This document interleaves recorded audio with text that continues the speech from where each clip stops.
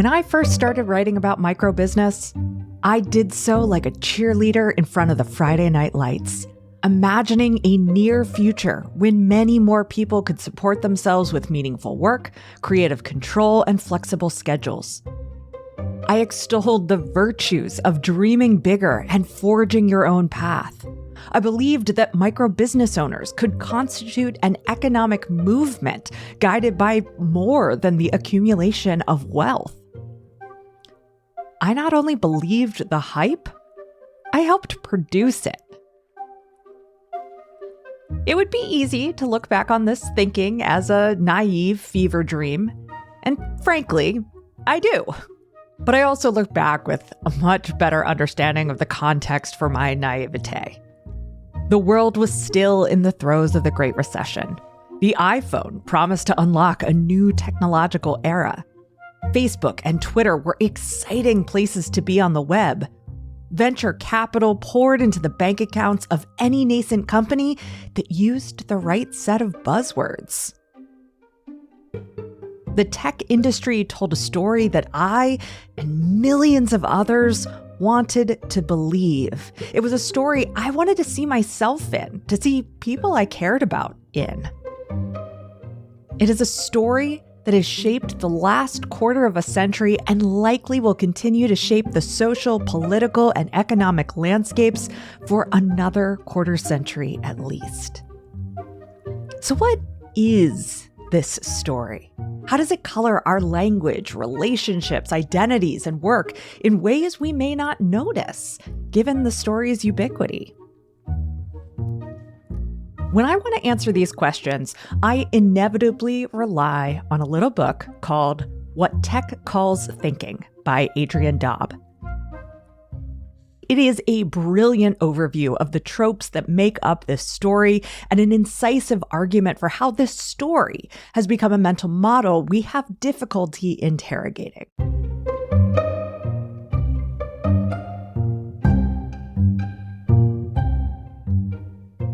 I'm Tara McMullen, and this is What Works, the show that rethinks work, business, and leadership for the 21st century economy. In this episode, I want to connect the tech industry and its oligarchs, what's happening in the US federal government, and, importantly, the online world of business owners, independent workers, and freelancers. Daub's book is central to how I'm making sense of the world today on a global, national, and personal level. Now, I had already planned on sharing some ideas from this very funny and very serious text when I listened to Daub and his co-host Moira Donegan discuss Mark Zuckerberg's embrace of, let's say, masculine energy in a recent episode of their podcast, In Bed with the Right. Donegan asked Daub about his characterization of a particular Silicon Valley trope in the book, and as preface, he explained, I should say it's a book that is by now 5 years old, and I wouldn't really change a word. These people have largely borne out what I said about them then, none of it positive. I completely agree. This is a book that explains so much about the present and future because it's rooted in themes that far predate the rise of tech's latest batch of wonderkind. Now, before I get into the three ideas I want to share with you from What Tech Calls Thinking, I actually want to put in a plug for reading this book in full. It is a delightful reading experience. Yes, in a nerdy way, but also because it's just a fun read. While its subject matter is high stakes, its insights are the kind I always aspire to, relieving rather than gloomy. As an Adrian Daub fan, I will happily admit that he does a much better job of this than I do. Now, without further ado, 3 ideas for rethinking the tech industry.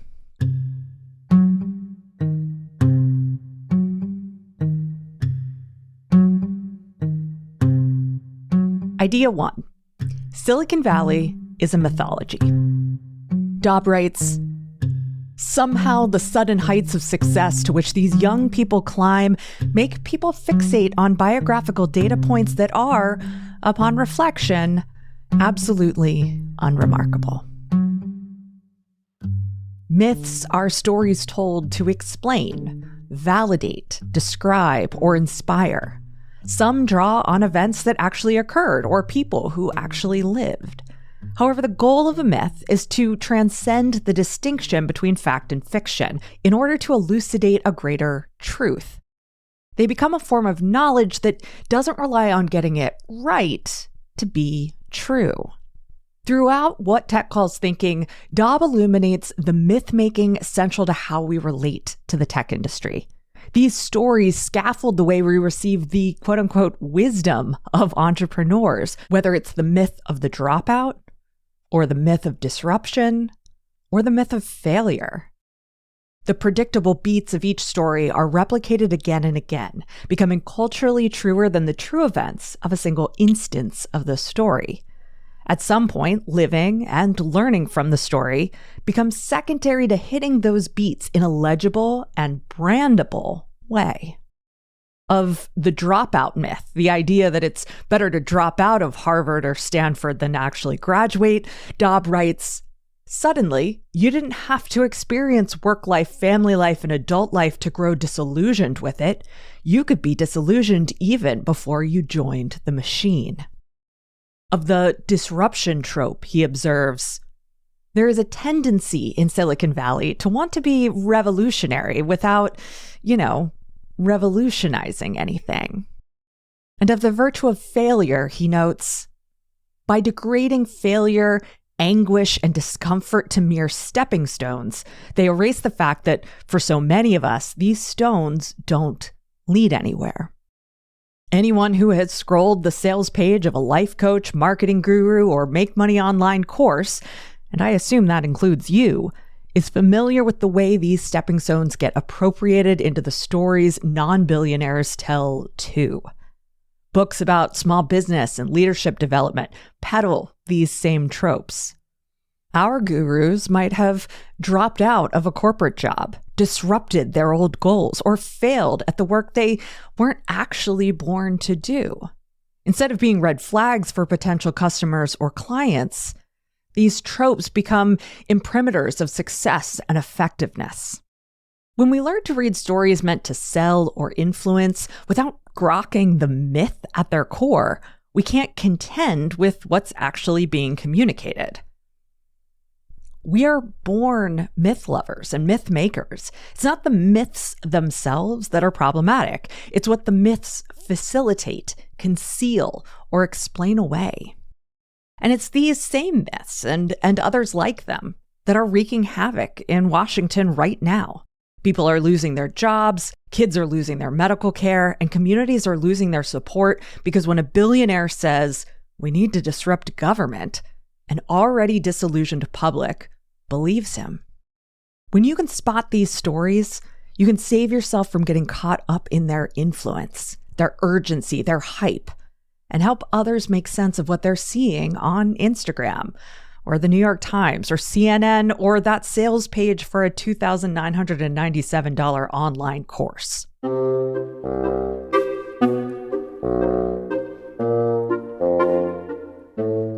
Idea 2. Gender becomes encoded in all judgments of value. I recently heard white masculinity described as whatever set of traits we associate with power, authority, and value. That set of traits is always in flux. It evolves alongside social and cultural norms. In other words, a trait that's considered masculine today may not have been 20 years ago and may not be 20 years from now. Now, this description, and I cannot remember who said it or where I heard it, leveled up how I understood the function of gender. It made something I understood in the abstract become crystal clear in practice. Now, the tech industry offers a fascinating look at the practice of gender, specifically how gender and value relate to each other. Now, it's important to note here that while I'm going to focus on gender in this section, these patterns also cut across other marginalized identities such as race, disability, and sexuality. In the tech industry, as elsewhere, labor is highly gendered. That is, different forms of labor are valued in drastically different ways. What's masculine is building, disrupting, visioning, making deals, taking on entrenched power. What's feminine is maintaining, preserving, communicating, regulating, limiting, relating. Or as Daub puts it, quote, men build the structures, women fill them. What's masculine tends to earn more money and, more importantly, accumulates more wealth. What's feminine is often not perceived as work at all. What's masculine generates status and power. What's feminine is ignored, contracted out, or even downsized. In the world of online business, what's masculine is often what owners, no matter their gender, are willing to invest in. What's feminine gets the smallest budget and the least time on the calendar. Take community as an example. When the concept of community revolved around relationships, listening, and customer or follower care, it was coded as feminine and therefore low value. It was something that women used to distinguish their brands or offers. But when community morphed into a revenue stream, when it became a membership rather than a support network, the concept started to evolve into something more masculine. In the corporate world, women tend to suffer disproportionately during downsizing.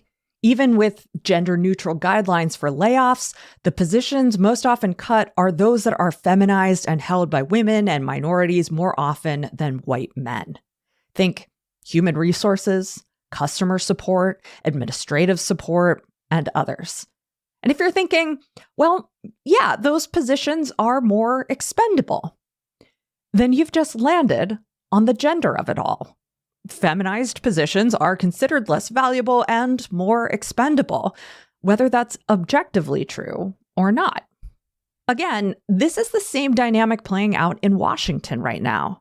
It's easier to convince a disinterested public that feminized roles are unnecessary for the functioning of government. It's easier to see those roles as nags and killjoys preventing the real work of governance from getting done.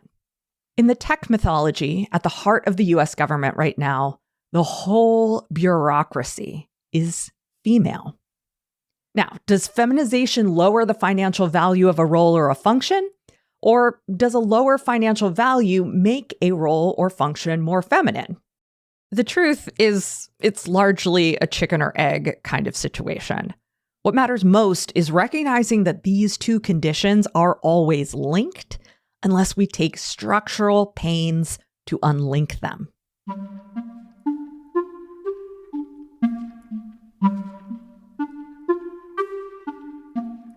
Idea 3, money does not follow merit, nor vice versa. Daub writes, the genius aesthetic that rules the tech industry relies again and again on this purely gestural kind of courage, on hyping everyday things into grand acts of nonconformism and even resistance. The idea of meritocracy is that the best and the brightest can work their way to the top. Position, status, and compensation are doled out based on skill and hard work. And on the surface, this concept seems so fair, so just, so very American that it's become an integral part of the American mythos. The idea that we can work our way to the top is part of our cultural DNA. Now, the message of meritocracy clearly acts on us when we aspire to bigger goals, better pay, and higher status. What's perhaps less clear is how the message of meritocracy also invites us to imagine that the people at the top got there through their own hard work, their own superior skill, and their own innate talent. We assume they have merit because we've learned that merit is how you get what they have. The billionaire oligarchs must be tireless geniuses because how else would they have achieved that status? The business and marketing gurus with hundreds of thousands of followers must have the best ideas and most effective strategies because how else would they have generated the wealth and influence they now have? Columnists in fancy newspapers and magazines must have the most insightful analysis because how else would they earn that position? This company must have the best product because how else would it have a $1 trillion valuation? Now, it's not that hard work and superior skill can't earn money and power. Of course they can. It's that it's no guarantee. And if it's no guarantee, then we can't assume that those with money and power got there through hard work and superior skill. Hard work, skill, talent, creativity, they all exist in an ecosystem alongside inherited wealth, social connections, luck, and privilege. If you have more wealth, connections, privilege, and luck, you need less work, skill, and talent to succeed. Again, you can see the danger of these assumptions in today's headlines. Elon Musk is the world's wealthiest individual, so surely he is also the smartest, most talented, and most qualified person to remake our system of government. The message of meritocracy is so pervasive that even Musk seems to believe that's true. And again, this plays out throughout the tech industry and the online business world. The most successful companies and people get credit for having the best ideas, smartest insights, and most effective strategies, whether or not that's demonstrably true. But who or what we trust with our money and time is just as likely to be the product of pre-existing wealth, connections, or privilege, and even more likely to be some hard-to-replicate combination of all of those traits.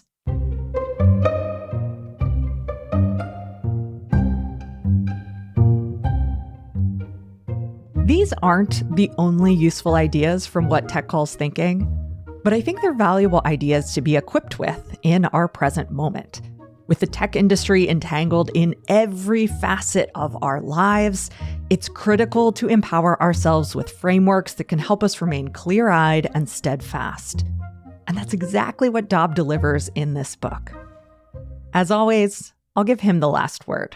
Quote, "The tech industry ideas portrayed in this book are not wrong, but they allow the rich and powerful to make distinctions without difference and allied differences that are politically important to recognize.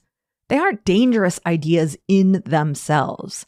Their danger lies in the fact that they will probably lead to bad thinking."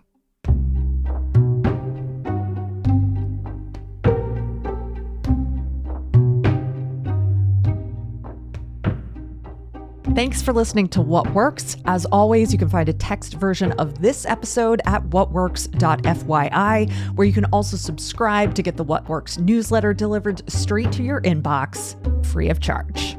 Plus, you can find out more about working with me to turn your own meaningful ideas into remarkable content.